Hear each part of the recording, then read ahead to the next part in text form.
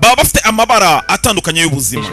Mr Time nyakubahwa gihe, we nka Mr Gihe aba afite ubumenyi butandukanye, aba afite guhuza ibidahura. Sasa hakunino ahagarika igihe wari ugiye gukora mu gikapu cy'umukobwa, ati iyo ari gukora ibyo nta muntu n'umwe ushobora kuba yamubona.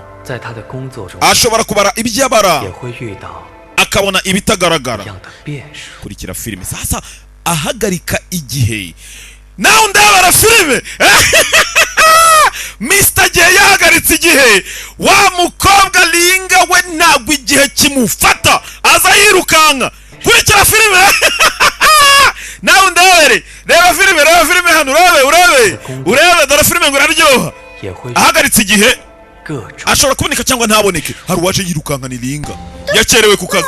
Mwihangane, uyu yikanzemo kubona abantu bose igihugu cyose yagihagaritse, hari uje wirukanka. Dore filime. Ariko se ibi ni iki? Uriya ntago ari umuntu nk'abandi, ni